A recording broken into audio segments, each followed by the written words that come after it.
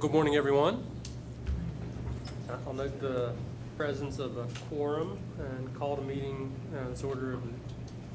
call to order this meeting of the PEA Stability Task Force Coverage and Plan Subcommittee meeting.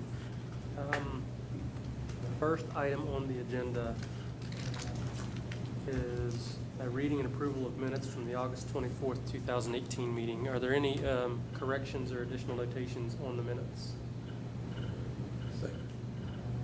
If not, we have a motion and second to approve the minutes. All those in favor, any discussion? All those in favor signify by saying aye. Aye. Opposed, no. The ayes have it, the minutes are approved.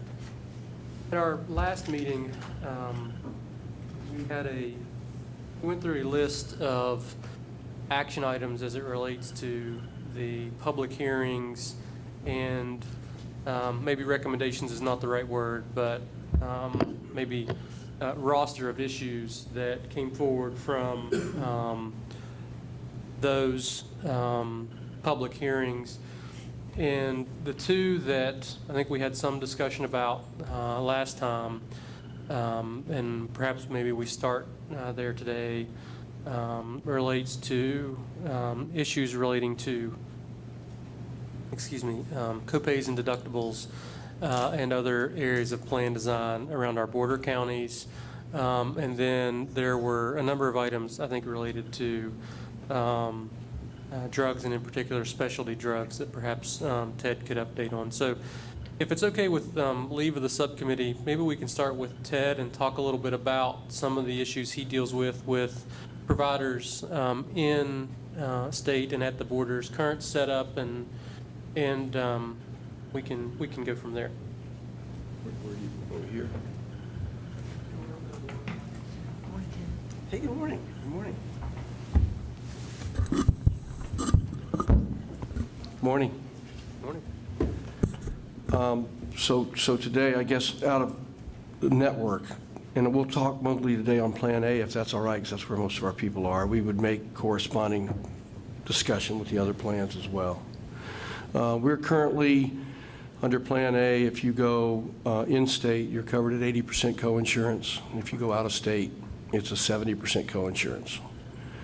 The second thing that affects the out-of-state border counties, in the bordering counties, is what's called a max facility fee schedule.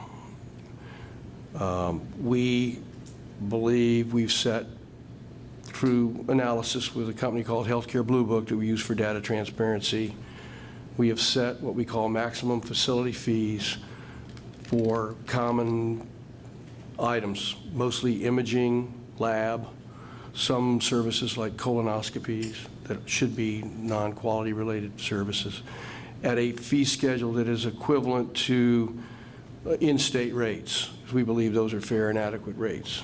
So, and to use that example, if you were to get an MRI in the state of West Virginia for something, it could be, we might reimburse $900 for that MRI. If you went to Winchester across the border, or you went to UPMC in Pittsburgh, they might charge you $2,000, $3,000. And the way we've set up our maximum facility fee schedule is to say, we pay this amount, and you're responsible for the rest. Now, we also have a contract with those facilities, so I can make this a little clearer here. So let's make some even numbers. Let's say that our fee schedule is $1,000. Let's assume that they go in-state. They would be covered at 100%, no loss, no gain, everything would be fine. They went across the border to Winchester, and Winchester charged $3,000. They're responsible for everything over the $1,000, except we do have a contract with them. And let's say that our contracted rate with them is $2,000. Then they would be responsible for the difference between the $1,000 we would pay and the cap of our contracted rate, which is another $1,000, $2,000, instead of the $3,000. But it still is a hit. We want people to come into state. We want them to use West Virginia facilities. We believe the fees are adequate, and we believe it's a good program, and it's had its result. And it is worth, I just told Jeff this morning, I said to you it's $2 to $3 million earlier. It was, I think, 3.6 is the report I just got. That's the money that we save by asking people to come into state. That's what's been diverted back into state. The spend out of state is $3.6 million less than it was before we put the program in place. Walk me through those numbers, What numbers? how you drive the 3.6. Yeah, so it could happen a couple of ways. One is that, there's two ways. One is we show the savings because the person went to Winchester and we just wrote off $1,000. That's one way to generate the savings. The other way we look at the savings is say, last year we did 10,000 MRIs at the back, and this year we did 10,000, and the spend on it was just much less because it looks like people are diverted inside. So both of those are the ways we generate that savings. So do we feel we have coverage on all borders? Yes, for those services, I believe we do. Now, again, we would not do this for things that we did not have the services for. You know, we don't distract people from going to Winchester or UPMC or Cleveland Clinic for things that can't be done in state. Now, they may have to drive a little bit farther. That is a true statement. I mean, people in the Eastern Panhandle, for example, have to drive past Winchester Hospital to get into the state. And so, yes, do they have to drive another 20 minutes potentially? Yes, yes. And is it worth $1,000 to the plan and to the member to drive that distance? That's for them to decide. I've got to point out, I mean, there's still a feeling in the state that we're a profit insurance company. We're not. We're more like a mutual insurance type arrangement. We don't make money. We don't pay bonuses.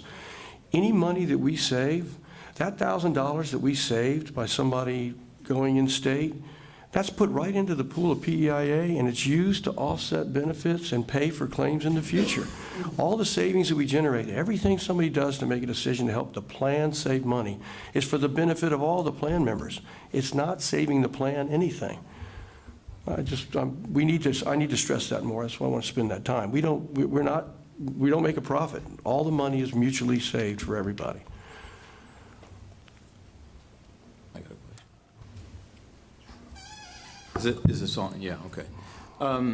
Ted, so you've specifically talked about Winchester, but where are the areas in the state where this is more frequent than others? So we have a good specifics from the entire state. Yeah, yes, that's actually a very good question. I do talk about Winchester a lot because Winchester is probably the primary area. I think Winchester is at the very top of our out-of-state spend. I think Cleveland Clinic is first, Winchester's probably second. I mean, it's up there. It might even be first. I don't know off the top of my head. But that's the problem because there are things that can be done at Winchester that cannot be done in the state of West Virginia as it sits today. They're doing better, and they're doing great up there in the Eastern Panhandle. I mean, there's great progress up there. But there's still things that we have to go to Winchester for. If you look at the western side of the state, and we'll talk about Huntington, okay? There is nothing that can be done in Ashland, Kentucky that can't be done at Marshall or Cabell Huntington, right? There's nothing that can't be done there, Cabell Huntington or St. Mary's. We have effectively taken King's Daughters out of the network. It's not covered. We've just taken it out. We've said there's no reason for you to go there. Come to West Virginia. In Parkersburg, Marietta, Ohio, there's nothing that can't be done at Camden Clark that can be done in Marietta, Ohio. We have taken that hospital completely out of the network. It's no coverage. You can't go there. We cannot do that at the moment in the Eastern Panhandle because of the facility access issues. The other one to look at potentially is up towards Weirton. There's a lot of noise at Weirton, but does that help? That's the geographic issue. That and possibly one more area. I don't think that there's any in the Monongalia or anything. There's nothing there that would another hospital that's close that would take off of WVU Hospital or any of that. Okay. No, that's good. Thanks. Yeah, Bluefield Princeton is an issue for us. We see people going to Carilion. We see people going to University of Virginia Hospital. We see them going to Duke. But the travel times are real close to CAMC. And as much as we've talked to them or encouraged them to come north, there is a hesitancy to get on the toll road. There just is. We actually pay tolls. In our policy, if you drive more than 60 miles, we'll cover the tolls to keep you in state. I don't know how well, I'm just communicating it again. I don't know how people understand that, but we do. We'll pay tolls to keep people in state, and we'll pay mileage to keep them in state. But yes, it's an issue, and that's a perception, I think. I get that a lot. People don't want to get on the toll road. So if you look at this overall issue, are there some suggestions you would make Pardon? for us?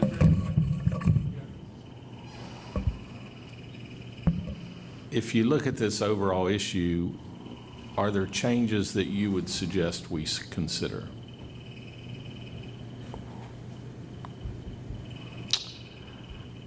I think that we, being the PEIA staff, have a difficult time balancing money, benefits. We really do want to take care of the employees we serve. And I think that we've done a pretty good job of designing the benefits to the money we've been allocated. And I'm saying that if you don't want to give me more money or infuse more into the plan, we've gotten the plan to where it is because of that necessity. So there's lots of things I would change in this plan if I had to start it over and do it over and I had a blank check.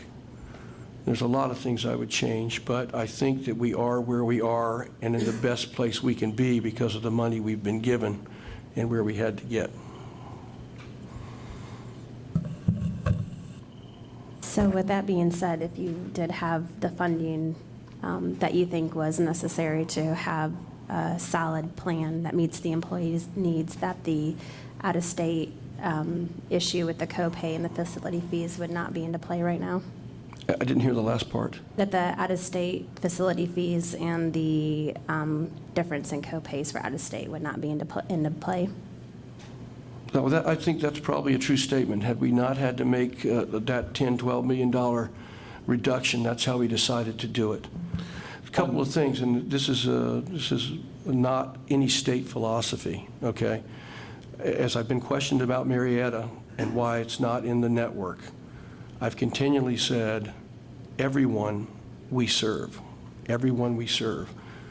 is either an employee of the state or has been an employee of the state, and they're getting state dollars, and I believe that state dollars should be used in the state to help our facilities, our hospitals, our technology, if it can be done here instead of out of state. They drive into this state every day to work. Why can't they drive into this state to receive quality health care? Just asking the question. Ted, one issue that was raised at some point along the road was the physician who has office hours in one state and office hours in our state. And depending upon what day of the week you go to him, you could be going to the out-of-state office or the in-state office and therefore have two different copays. Have we addressed that? We have addressed it in a couple of cases. We have not addressed it universally. We've addressed it for a couple of providers for WVU. That is a legitimate concern. I think that is fixable. What we designed was a plan to make a blanket, make it clear to the patient, if you go out of state, it's 70%. There's a line around the sign at the border. You go out of state, it's 70%. The doctor's office is still a copay. If you do other things in the office, like you get a wart removed or you get a lab, that's now at 70% instead of 80%. True statement. I think we can fix that. I think we can. I have not globally, but that is fixable. If they have a contracted rate with us or are willing to take our rates, I believe we could keep them at 80% out of state at the physician office level. I think we could do that.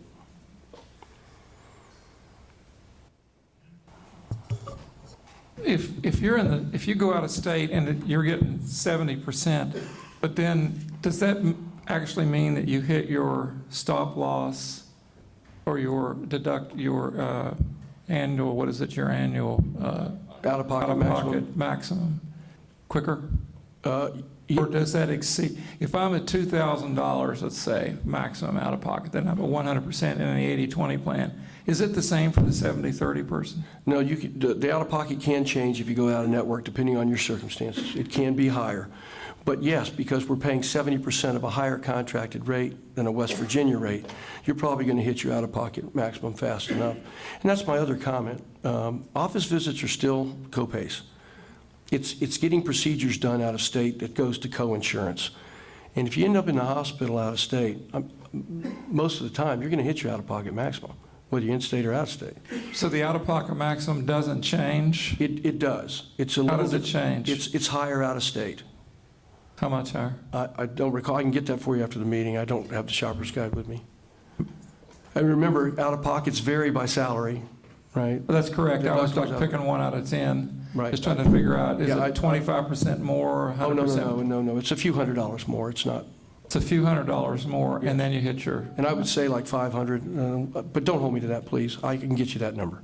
okay. But in theory, okay, I won't hold you to it, but just by that example, then instead of $2,000 out of pocket, if I'm staying in West Virginia, I would have 2,500. That's right. But I'm sure it is no worse than double. So if you had a $1,000 in-state, you would not have more than a $2,000 out-of-state.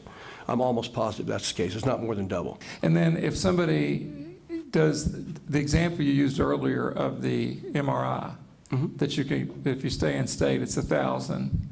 But if you go out of state, depending on whether you have a contract, let's say you had a contract, so I had to pay, a participant had to pay 1,000. Does that count toward the, No. Out-of-pocket maximum? Yeah. It does not. so it's going to non-covered be out of service. pocket maximum That's plus? correct. All Yes, right. yes, sir. It does not. Hey, Ted, are those buckets in and out of network, out-of-pocket maximums, are those combined? or No, they're separate? not. They're separate. Okay, so that's important to, they're two totally separate buckets. Except for Plan C, but we're not, yeah. Right. And just to note, that's pretty standard in commercial and self-insured plans. You're correct.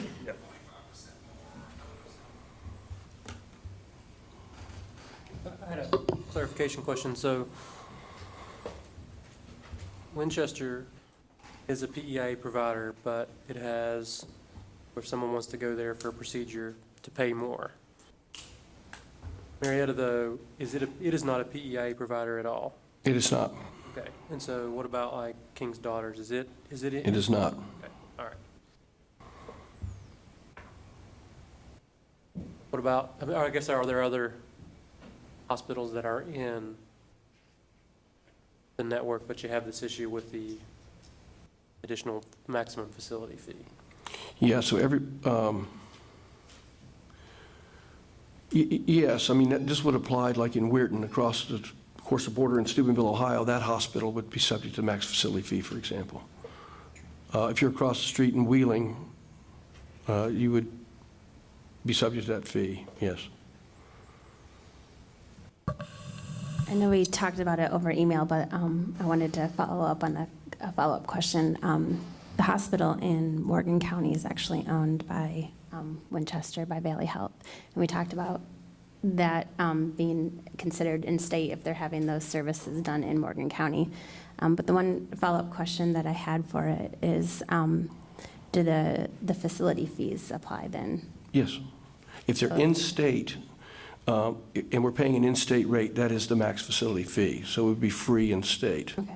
Yes. So they don't have the additional fees by staying in Morgan County as if they were to go over to Right, because if Winchester? they get it done in Morgan County, we'd pay the West Virginia rate, and that would cover it at 100%. And then what if they're in the hospital in Morgan and they have to have, like it's triage, so they have to have a follow-up procedure and they don't have the services there to do it, so then they have to send them over to Winchester to have it, then how does that play out? They would then go back to the out-of-state 70% and be subject to maximum out-of-pockets that are different and the max facility fees.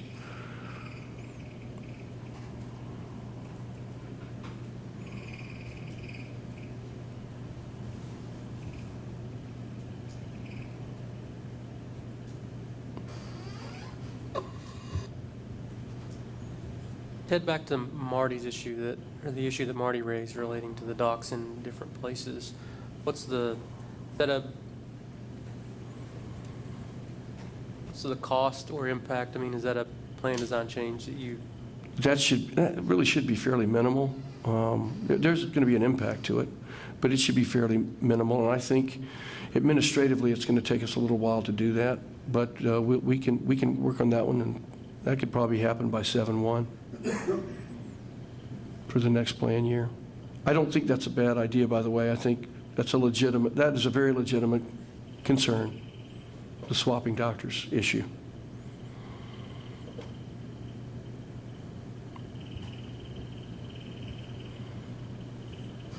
Are there any other questions on or I guess let me ask you this, Ted. Are there any other border issues you're aware of? Are those the two that you hear most frequently from, or other things that you've seen or heard come up? Or Rebecca, does that cover what was from the public hearings? Are those the two issues? I really do think those are the three big issues: the max facility fee, the doctors, and the 70/30. Cost and the prescription cost. Oh, yeah, on the border issue, though. Yeah. We'll Right. get to prescriptions here in a minute. Well, I guess maybe Rebecca and Mike, is it, from a procedural standpoint, if we need additional information or if we want to make a recommendation, does this get passed on to, if we were to make a recommendation that would cost money, does that go back up to the task It force? would, Or does yes, that go it to absolutely would. Joe? And if you, I mean, there hasn't been any cost put to all this. Let's say every one of these, all three, you were told, hey, treat everybody like they're treated in state, out of state. What is the cost, to do that? I mean, that'd probably be something, or each one of these three different areas, probably would be good to have visibility on knowing, what the overall cost would be to do all that. We believe it's $10 to $12 million. For everything? Yes, sir. Okay. Every year? Yes, sir. All right. We're close to that. So I heard a 3.6 earlier. So how do you get, what's the math on the 3.6 to the 12, or what's the each component part? Yeah, so I had said earlier that the max facility fees were saving $2 to $4 million, and the number that just came in is 3.6 from Healthcare Blue Book. The actuaries have told us $7 to $8 million to move to 80/20, from 70/30 back to 80/20. That's where that number's coming from. So that's somewhere between 10 to 12 million is how I get to that number. The doctor issue should be minor, because if they agree to take our fee schedule, it's the same as playing in state anyway, right? So there should be really no change. We'd only do that if they agreed to take our fee schedules out of state, so. And you're actually talking about Plan A only, aren't you? Yes, but if you said to me, please go to 80/20, so we put that back. Plan B, I think, is already at 70% as the main plan, and it's 65 or something out of state. Whatever we lowered it, I assume you want us to put it back the way it was before we made the change. So whatever it was on Plan B, we'd put back, and we put this back to 80/20. And Plan D, we do the I think the committee same. said yet what they want to do, but I think they just Right. want to know what the cost would be. Yeah, that's what we believe, $10 to $12 million. Are there any other plans? I mean, you should go on down the list. You got A, B, C and D. C, and D. Are there any plans that treat out of state the same as in state as you get on down into them? No. So no. they all have a, As a matter of fact, Plan D is a West Virginia-only plan. You do not get any services out of the state of West Virginia without prior approval, and it cannot be done in the state of West Virginia. That's how Plan D is built. but then the premium's a lot less. Yes, it is, That's the whole concept there. but it's got very small participation. I know you do. All right. And you have higher deductible plans too, don't you? B is a higher deductible plan, and we have a high deductible consumer plan, which is Plan C. It's got a $1,500 deductible, $2,400 out-of-pocket max, I believe. Which is pretty much where the private sector is right now. All right, you can take it back over and talk about prescriptions if you want to. I just wanted you all to hear what the cost might be, yeah. Well, following up on that, so do we want for our next meeting for Ted to come back with some details on cost? Is that Well, is that the request, eventually, or- yeah, eventually, and I think it's important, he'd mentioned something that, as I've talked to people, that it's just, not realized by some, although probably by most, we're actually talking about plan year that begins 7/1/19, next year. That's correct, So- FY '20. So we, we're kind of in a hurry, but in another sense, there's, we got to give, you've got plenty of time to implement some of these things. So that, yes, that we would probably finally have to quantify exactly what the cost would be if you make a recommendation, because some members may want to vote for that and some may not. I You don't- think that the 10 to 12 million is a really good number to give the task force. Okay, Because again, you've got an actuarial estimate that'll come in at that range. That's what I asked so them. assume you could reduce that to some sort of document or Form, whatever. we could. Would you like me to do that? Yes. I will do that. And make that available to this committee first. And then, obviously, they would recommend on up, and when we have the final full committee meeting, or have a committee meeting where these recommendations are entertained, then that's what you would bring and say, this is for the full committee's consideration. Okay. As a recommendation, as the task force was formed to bring to you before the December interims. So, you may need it sooner, but you probably do. I do. But that's what it said. So, yeah, in a timely manner. Okay. Now you can go on to the next issue. if you want. Well, so you understand the sort of the written summary for the monetary piece. Any other questions on that topic before we move on to drugs? Or are we making any recommendations? Well, so I guess, following on what the chief had indicated, I guess we should segregate that, is we've got three issues. We've got the max facility fee, we've got the doc who's practicing on both sides of the border, and then we've got the copay from 80/20, 70/30. What I think I heard the chief say his preference would be, at least for the two that have the monetary impact, to get that in writing and flush it out a little bit more before we would make a recommendation up. Now, if the committee decides to move on that today, subject to that, we could. And then I guess the third one, assuming there's no monetary impact, we could go ahead and make the recommendation up to the full task force that the PEI come up with a plan to say if you're a doctor on both sides of the border, that issue should be taken off the table. So I guess it's up to us to determine what recommendations we want to make up to the full committee today and what additional, if we want to wait on additional data for further recommendations. So I guess that's that question. I think on the doctor on both sides of the border, we'd probably recommend the PEIA go ahead and implement that as fast as possible. And we certainly can encourage the task force to pass that. But if the costs are minimal and it passes the common sense test, which it seems to, then I don't know why Ted would wait. Correct. So we have a motion to recommend that to the task force, that PEIA address the issue of the doctor who practices on both sides of the border, and there's different charges for both. And so that we recommend the full task force include that as one of their recommendations for PEIA. So we have a motion and a second. Is there discussion on that issue?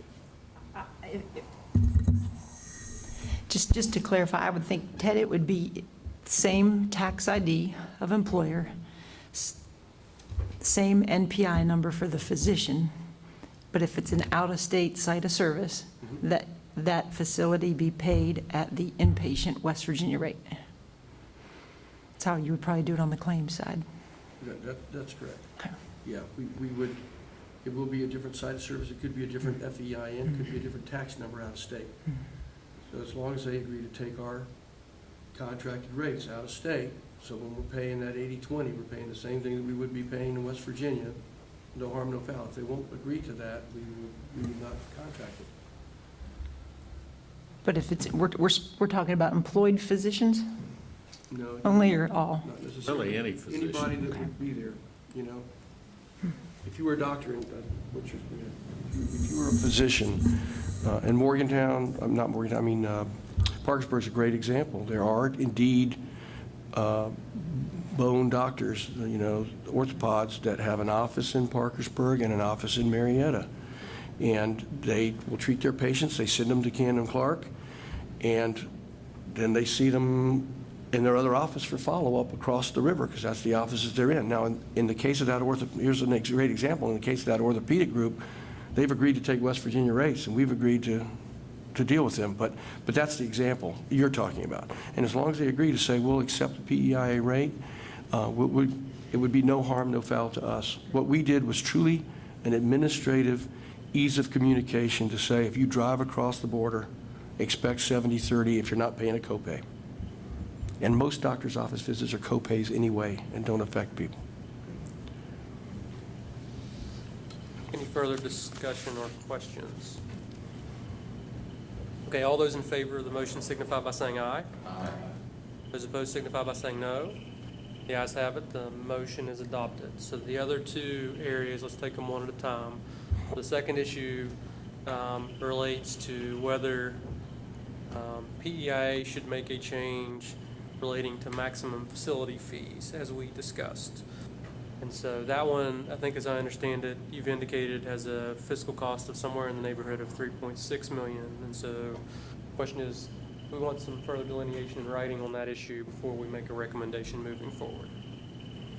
And I will get you an accurate number. I will get them to recalculate, relook, get the actuaries to look at it. It may change, but that's the number that came across before. But I would prefer us waiting until we get better numbers on both of the other two issues. Yeah, that's until what I'm we get- suggesting. I'll yeah. get you those. I will get you those, and I'll get an actuary's number for you, so it's not me talking. Perfect. Thank you.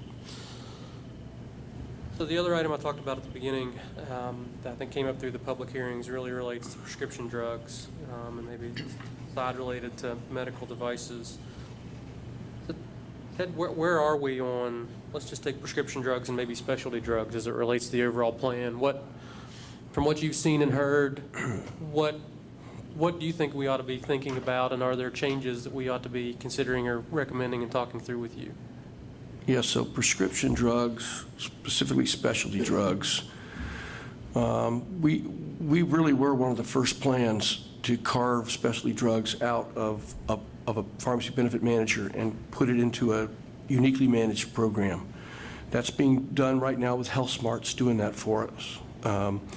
And what we did do the first year was we contracted individually for 400 specialty drugs, best drug by drug on a bid process. We had approximately 6 specialty pharmacies, each giving a unique suite of drugs at best price. And then we'd manage the site of service, whether it was done in the office or done home injection or done through pharmacy, to try to get the maximum reimbursement formula for those things.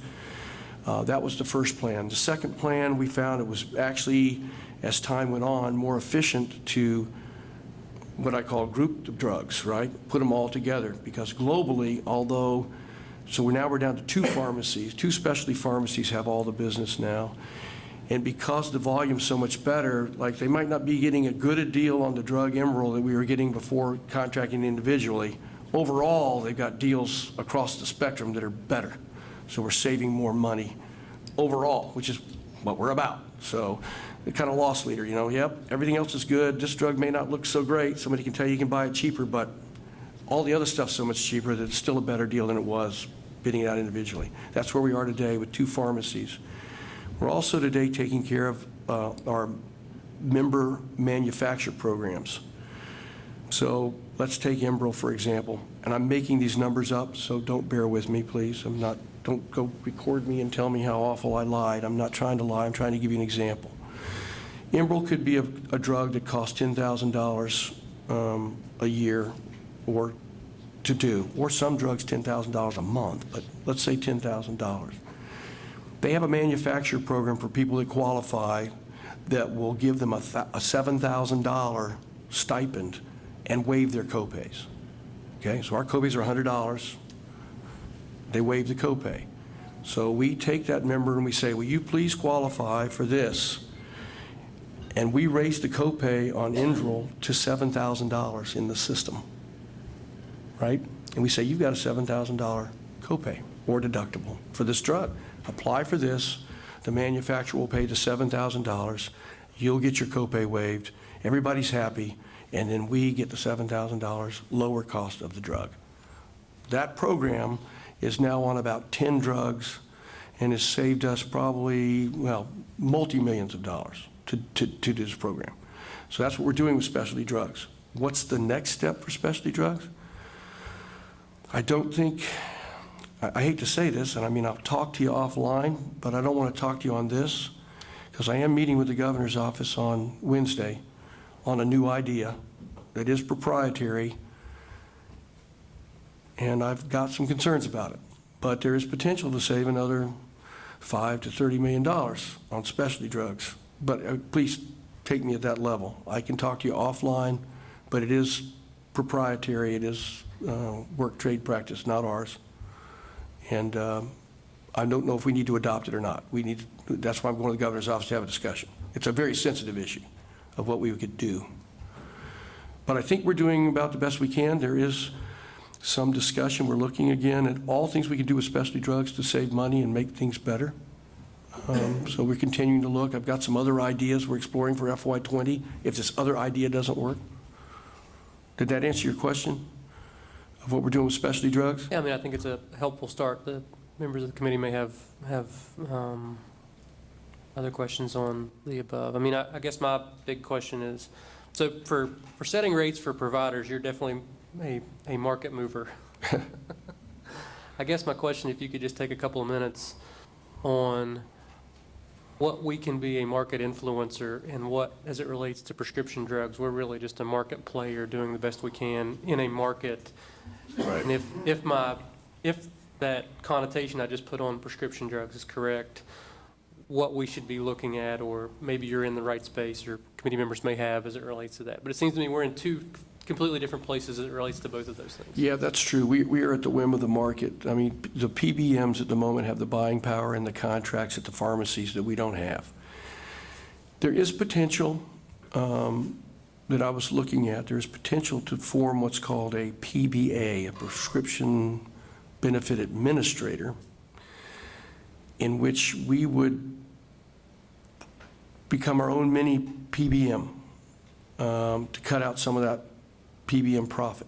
However, we really got to look at this. I mean, at our size, we may be able to pull that off, but we don't have the expertise sitting in PEIA. I mean, we've got one PharmD in our program, right? We don't have the resources, so we'd have to contract for the resources. So we're still going to contract some of it out. The question is, can somebody do it with us more efficiency than a PBM? And is there some money to save that's $1 million or $2 million? Potentially. I don't think the savings are going to be huge, but there may be a couple of $1 million there to move down that environment. And it's something we could explore in the next year or two to see if it's worthwhile. Get a consultant to help us maybe. We still have to contract out for the pharmacy contracts, manufacturer rebate deals. I mean, all you're doing is taking what a PBS does and piecing it back out to see if you can do the individual pieces cheaper and save money. Does that make sense? That's really what it is. So doing that, though, you might have some savings, but would it be fair to say you might also be taking on some additional risk? Yes. Going Yeah, away yes. from Yes, current? yes. And like I said, we do not have the expertise or the staffing to do a lot of the stuff that would make it even more efficient. Probably one of the things that we heard in the hearings more than once, and probably at most meetings, and this is an anecdotal story, but I'll just say it as you hear it. Somebody comes forward and says, my doctor wants me to take XYZ drug. It's not on the formulary. So they, often would use terms like we have to fight to get our coverages or whatever. Mm-hmm.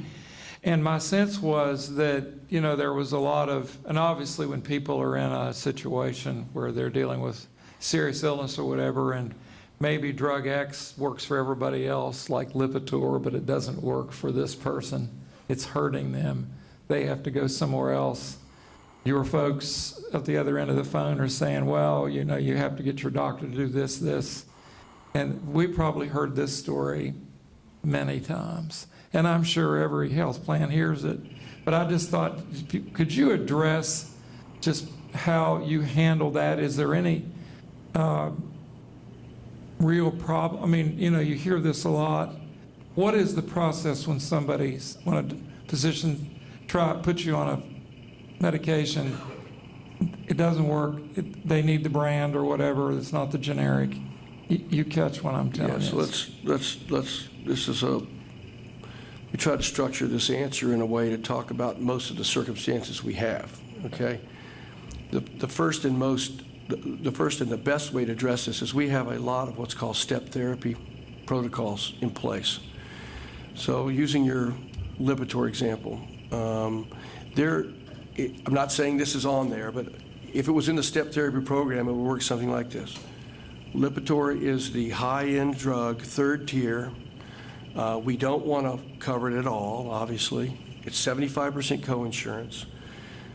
So what we're going to say in that class of drugs, we're going to say to you, Chief, there's a generic called atorvastatin, and you need to try it first and fail. And we'll talk to the doctor and say, give him atorvastatin, let him try it for 30 days, and see if it works.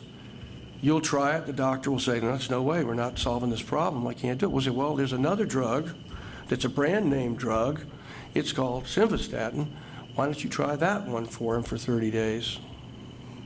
And off you go. And if that doesn't work, he comes back, we'll say, okay, you can take Lipitor. That's what a step therapy works. However, under the old plan, I'm going to talk 2 years ago, there was no exclusion to the PEIA drug list, except for a new drug. Our philosophy is a new drug comes to market, it's a 1-year wait. So other than that, there was not an exclusion to the PEIA formulary. Problem is, it went to third tier, which is 75% coinsurance. Now, let's face it, you get a $1,000 drug a month, that's $750 you're paying yourself out of pocket. And everybody's going to go, well, I can't afford $750 out of pocket. But don't forget, the out-of-pocket drug maximum was $1,750. You fill that thing a couple of times, and you've already hit your maximum, then it's free. So we never excluded a drug, it was just expensive on the third tier.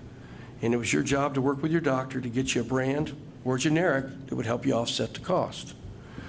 Now, today, as of the last couple of years, we actually exclude drugs. CVS on their master formulary that we follow has excluded drugs. They basically said, there is absolutely, we believe, no reason in the world anybody should ever need to take this drug. There's enough alternatives, better science, better cost, better efficacy, better everything. No reason to take this drug. It's excluded. Now, in that case, we have another strange protocol. If you are prescribed an excluded drug and you go through step therapy and the doctor ultimately says, look, this is the only drug that's going to work for you, you can go to CVS, not to us, to CVS to get an override. And they will evaluate, the doctor, the evaluation, and either approve an exception, which puts it down to a brand name copay, or they'll say no, and you don't cover it at all. So there is a new process, is what I'm trying to say, as a result of the few, there's not a lot of excluded drugs, but there are some. And I know we've had a couple of those exceptions go through. Did that answer your question, Chief? It does, and it helps to hear that, and, it doesn't necessarily deal with the occasional circumstance where that period of time of going through trying the other drugs, the person's health deteriorates. And that's kind of, I actually had a family experience of that with my wife's mother in a situation toward the end of her life. But I mean, that's just the net result of that process. It's going to happen, but I just wanted to hear an explanation, because I think some participants felt very, they looked at it as they were extremely frustrated, fearful, and maybe didn't see that there could be a light at the end of that process tunnel. That it was almost like, at first blush, they're not going to give me this drug no matter what. But you're saying, you've outlined for us that, no, there's a process, however lengthy it may be, to get to that therapy or that particular drug that may actually work. And these are very rare instances, I know, but they do occur. And obviously, when we had public hearings and people who've experienced that, they're the ones who are going to come and tell these stories. So I don't know how we address this. The very expensive solution says cover everything no matter what. But that's obviously not realistic, given, you know, what's happening with these, particularly these specialty drugs that are very expensive, so. I think specialty drugs are not the issue. Okay. And I say that because I think they're managed fairly well. The copay is $100 per preferred, $150 for non-preferred. It's expensive, but there's a copay limit. And as I said, with all the manufacturer programs and other things, people are getting lower copay. I think the ones that I hear the most about are the people that either have to or feel compelled to be on a drug that's on the third tier, okay? That's the 75% coinsurance. That's the ones I hear about. It's like, I've got to take this drug, I can't take anything else, and this drug costs $600 a month, and I can't afford it. That's what I hear the most about. And my only answer to them is, I'm sorry, but you're going to hit a $1,750 maximum, and then it's going to be free. So you need to budget every year it's $1,750. Now, if you're annual making maximum. $21,000 a year, that's not an easy task to do. Right. I understand that, but that's the only answer I have as the fiduciary for the plan. That's how the plan was designed. Yeah, I don't have any recommendations as to a, quote, solution or whatever for those people, the few that this happens to. Would you have any, I mean, I don't know of any, I need help here. If you're asking me what we could do, Yeah. that's what I'm here for. I don't know that I agree with what I'm telling you. I'm just telling you, you're asking me what we could do. The way this works in the Medicare space is different than what I explained to you because of Medicare rules. On the Medicare side, if you've got a drug that's on that third tier, and on Medicare, by the way, it's 50%, not 75% because of Medicare rules, and you get one of those $50% drugs that's very expensive, you can appeal to the PBM to say, I just have to have this drug. And if they say you indeed have to have it, just like our excluded drug service, they will put it back on the brand copay for you after doctor approval. And so let me tell you what that means to us at Humana. About 30% of all the appeals are approved down to the brand copay level, about 30%. So you could ask us to create a process for the third tier to do exactly that. Set up an appeals process if people are taking a third tier drug to evaluate that it truly is, maybe they are one of the few people that really does have to have it, nothing else will work. Assuming it works like Humana, that means about 30% of our third tier spend would go back to second tier spend. And we could probably get an actuary to tell you how much that would cost to generate that. But you're asking me, I'm giving you an No, answer. that's very good, because that just gives it doesn't mean that's what would be adopted, but at least it deals with, it gives an answer as to your current process. If I heard you in your earlier remarks was, if I'm going to appeal for that, I've got to go directly to CVS. Only for excluded drugs. Okay. If you're on the third tier and it's not an excluded drug, Okay. and there's only a handful of excluded drugs. So I'm talking about the people that get a third tier drug. All right. They are paying 75%. In this case, they would be you would be offering an appeals process to them. That's got to be set up. So there isn't one now? There is not one. We say to them, look, it's covered. It's just 75%. Work with your doctor to try to get a cheaper Okay. drug. So right now, there's no appeal. Okay. I hear what It's you're only saying. appeal process if it's excluded. I completely. misunderstood the specialty drug. Okay, the excluded drug question. But it does involve, hey, listen, we're here to serve the citizens of West Virginia. But it is an involved process. It takes a lot of time, it takes a lot of energy, it takes a lot of focus. Everybody will appeal every time they want a drug, whether they need it or not. And we'll still have a 70%. If the numbers hold to Humana, we'll have about a 70% uphold rate. All right, well, that's helpful. But it's an idea. At least the option as to what, quote, the fix would be. Yes. It sounds like there's some real administrative cost to that fix. There is. Go If ahead. you don't mind, I'll just add a couple thoughts here. Ted, I think the process is what's frustrating, Amy, you could add on this because you're touching the employees. It's important. The process is what's intimidating. I don't think the employees, those that are covered, understand that process of taking a drug. And then I see it all the time. You see your doctor, they give you this. That's what you're going to do. Okay, and I get that. You're supposed to take that advice. But at the same time, I think that, so let's take someone who's going to spend $1,750. Are they being educated enough on the fact that they have an FSA that's available to them? And why that's important, right, from a budgeting standpoint, you know this, is that they can put that $1,750 away in an FSA, but budget that amount over the year of their payment, right? So over a year's time, which is important. So another thing that I wanted to raise this committee that I think helps, and we can talk about numbers and change things, hard numbers, but I think that an ounce of prevention would go a long way here in education and getting employees to understand the plan, right?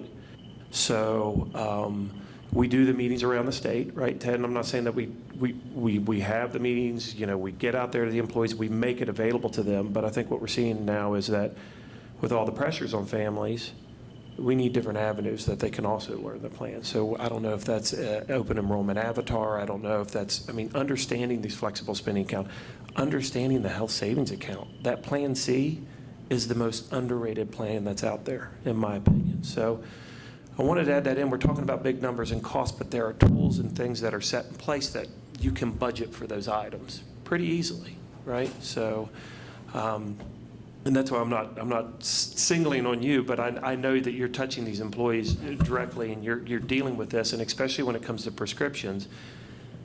You know, you can sit there and say they know the manufacturers, but they don't know the process, and that's what's intimidating. And I think that understanding the process, in my mind, could alleviate some of those concerns or, you know, discomfort for those employees. No, I agree, and that's, I actually took some notes on it because I think it's been stated, but the obvious reality here is that the cost of prescription drugs is crazy, and it's hitting any and all insurance holders, you know, nationally. But, you know, with that being said, you know, part of our process is to go through, you know, the health insurance, including the cost of drugs and prescriptions, and seeing where our role is in it to help, you know, state workers the best we can with the hit of the cost. So, you know, we do have to go through this process of seeing what we can do, if there's options that, you know, we can capitalize on and take advantage of to help the costs hitting them in the pocket and hitting them in their paychecks. But with that being said, I do agree that we can put some patient-employee education resources together to help them understand what options they have available to help them. You know, if we can't come up with a viable solution or a fix, regardless, I think that it would be a benefit to them to understand what things are out there that can help them that they may not be aware of. And going through the process of having these conversations with their medical providers about the costs and the options, but also to talk about the spending accounts. I don't really know the numbers as far as who participates in them, but I would take a guess to say that they're probably low. And I think that would be, if they're not using it for the dependent care, then the medical account would be something that I think that employees, it would be a help to them to look into. Just a couple comments, and I agree on the education side, you know, even a website drop down that has the tutorial, even with a video included, that folks that could sit down no matter where they are and see that, but then also their employer HR department to do the same sort of thing side by side with them. I always just like to share more of the commercial or self-insured side so folks see a comparison, but the copay of $100 is probably a third to a fifth of what it is on outside this market. Specialty spend will be what we're talking about next year and the year after and the year after, because if it's 30% of drug spend now, they're estimating, I think it's going to be 50 to 60% of drug spend here in just a couple of years. So it's something we need to really focus on because it's just going to balloon. Therapeutic substitutions, again, very normal in any hospital in the state or any commercial plan or self-insured plan. What you're doing on the therapeutic substitution of a drug is the norm. And then just the appeals, it's interesting to hear the 30th percentile because I think that's also high compared to a non-state plan. So just the point is, what I'm saying is it seems like the coverage is very good where it is now, but also I'm warning us that the cost is just going to get bigger and bigger on the specialty spend. I did get a number for you. So And real quick, what's the percentage spend of drug versus medical, would you estimate? 80/20? Oh, no, I think drugs are higher. I think our drug spend $220 million Okay. and the plan's probably 700, so it's upwards 30%, I think. Okay, what do you think it was 10 years ago? 5, 6. Okay. Yeah. So I have a number for you, actually, if I can get my phone to open. Second, it's reading. Medical flexible spending accounts for PEIA and FY17. Again, we're insuring, 76,000 employees, is 4,768 people have a spending account. And HSA, which is year one for the high deductible plan, 144. Dependent flexible spending accounts is 476. 140. Yes. We do not have a very large take-up at all. I attribute that to a couple of things that we talked about. We talked about that once before, right? At the last. Right. It was low. I didn't think it was that low. Yeah, just to piggyback on some of the comments I made earlier, but also, what you discussed about the waiting period. I think that these kind of outlier issues, we have to go through each of these issues to see if it's the plan, if it's the trend, what's going on with certain specific cases. We talked about the diabetes, which we were able to alleviate some of them, but I did just hear this past week that there's a participant who has juvenile diabetes, had it and is continuing to live life with diabetes, and her insulin supply is no longer being offered to her. So just trying to figure out these issues in these individual cases to see if there's something that's going on with the plan that we can fix. Please, and if you have issues like that, please call me. Will do. We do not want our people to be suffering, for sure.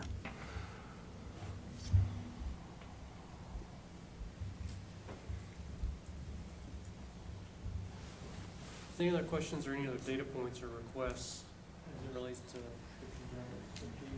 the path forward on those? No, I mean, I just, as he explained, that